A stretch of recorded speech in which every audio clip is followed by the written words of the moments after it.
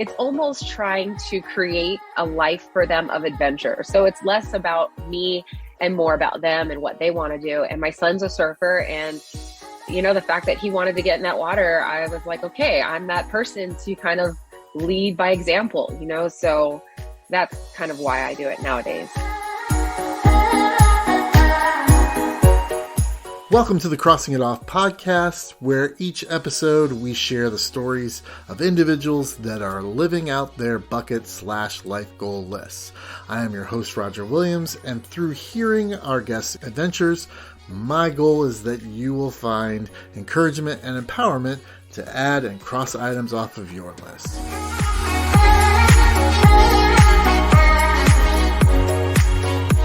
Welcome, everyone, to another episode of the Crossing Off podcast. I'm so excited to be able to introduce you to my guest today. Her name is Kanoe Nitta, and she is a wife, a mother, a former TV host, and a first-round runner-up in the 2004 Miss America competition. Kanoe, thank you so much for being here.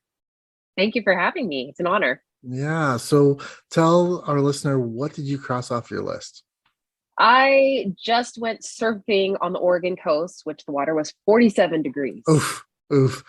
All right, so let's back up just a little bit. Walk me through your surfing journey. Was this the first time you ever surfed? Was this something that was a whim, or how did you get on the board? Well, I've been surfing my whole life. So I'm originally from Hawaii, and basically anywhere I ever travel to that has an ocean, it's on my bucket list to get in that water, to catch a wave and say I did. So when we were visiting family in Oregon, my son actually wanted to go surfing. I was kind of hesitant just because I knew the water was so cold. But he got me, I don't know, gave me that courage. So we donned our wetsuits and we put our toes in the water, and it was freezing. So you've been doing this all your life, and you obviously enjoy it. We usually don't continue to do things we don't enjoy. Yeah. Why, besides visiting family, what's special about the Oregon coast as far as surfing? You might want to compare it to other places you've been, but what's so special about that? Well, I mean, growing up in Hawaii, the water is 80 something degrees year round. So that's what we're used to. We wear our bikinis, we get in the water. It's no big deal. I've always wanted to surf in a wetsuit. So I've actually done that in California, and that kind of got my feet a little wet, I guess you could say. But the Oregon coast it's different, 47 degrees. That's just a tiny bit above freezing. And the water is not blue like I'm used to, right. And you don't get to see to the bottom. You don't know what's there. We were surrounded by all kinds of wildlife, whales and seals and all kinds of stuff. So it was a little bit more exciting, I guess, than what I'm used to. And so, it was fun. You said you did it with your son. Mm-hmm. And so is this something you do a lot, like cross these places off with your family, or is this something you do alone?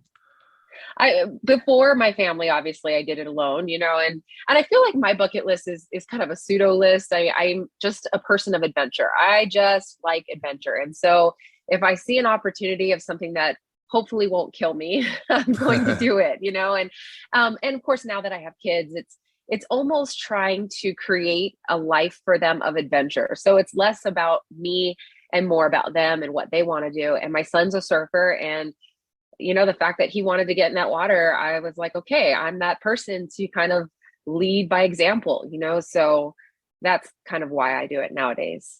That's awesome. Do you feel like that it was worth the experience? Was there something different about it that were you like, oh, this was great? I mean, you talked about the nature, you talked about the animals, definitely talked about how cold it was. When you were done, and it's a great image I saw on Instagram of you and your son, walking on the beach away from the surf. What was that feeling like after you had accomplished that and done that cold water? What were you thinking in your head? Am I going to do this again, or that's crossed off, I'm never going back? Yeah, I think it was kind of that way getting into the water. I was like, I'm going in here once and that is it. All I need is one wave. But there's really no feeling like seeing the joy in your child's eyes Mm. and fulfilling a dream for them, and being the one who kind of made it happen. It was funny though, because my son was the same way. He's like, we're never doing that again. But you could see that pure joy, just from the fact that he knew he did it. He can come back to his friends and say he did. We got video of it, so that you can't really explain that feeling that you get whenever you experience that kind of connection with your child and being able to do that together. So tell me, where's your favorite place that you've ever surfed? Oh, well, probably Hawaii. I mean, that's my home break, Sure. obviously. Tahiti was a close second, I would say. And actually, when I was at Miss America in New Jersey, that was really fun. I wouldn't say it was the best wave or the best Right. water, Sure. but I think it was just the experience overall of being able to grab a board and the press being there and like, oh, Miss Hawaii is going into the water, so that was a really fun experience too. And so how does the Oregon coast compare to Hawaii? Well, I was actually really surprised that there was even a surf culture there anyway. I Hmm. had no idea that people surf there. And one of my cousins, he's an in-law, so I haven't known him my whole life. He's actually a surfer and he's from Oregon. And so he's like, yeah, we're going to go surfing. What are you talking about?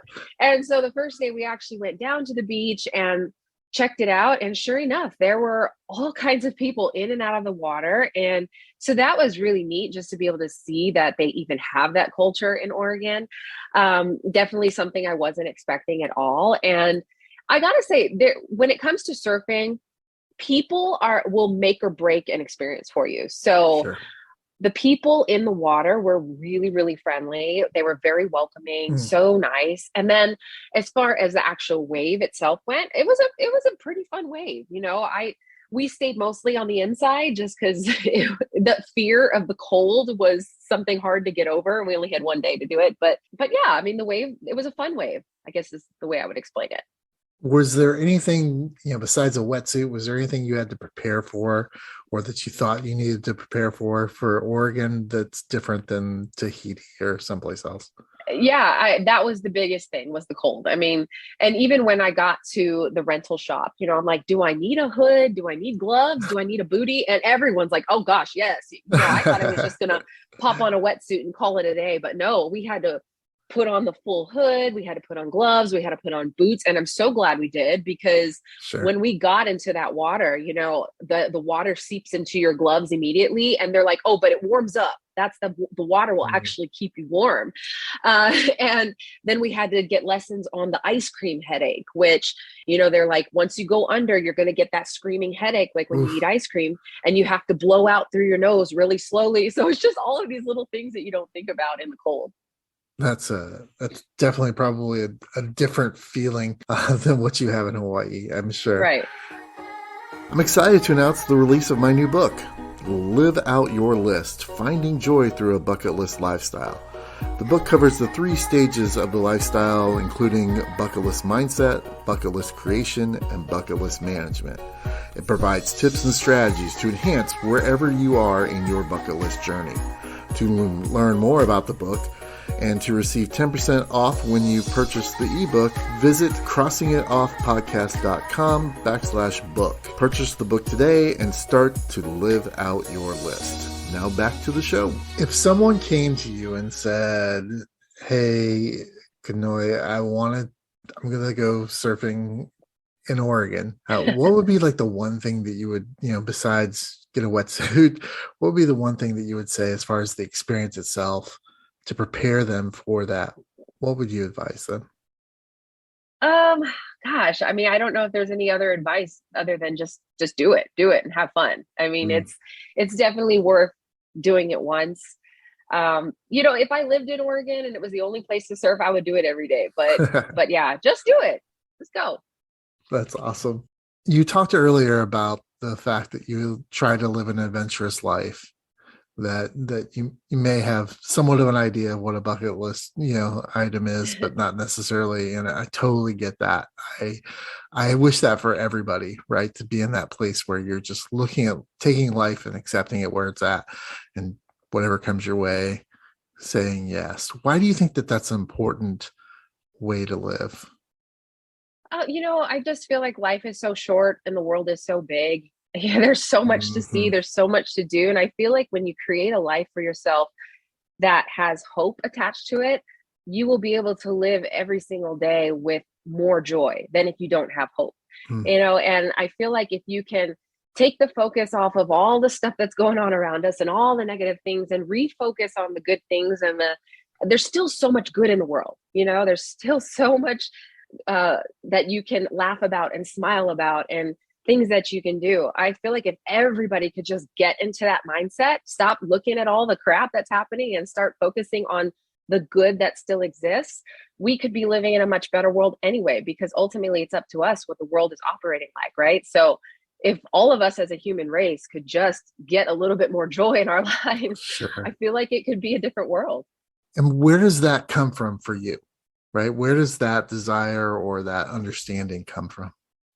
I think it's just having a big faith in God, and I've always lived that way. Like I've always had a bigger perspective and a bigger outlook on the way that the world operates and what is important to me. And even if you don't have that belief, it really is just about what is truly important. I mean, is when I look at what's happening in the world going to change? Is it really going to change what's happening in front of me? Mhm.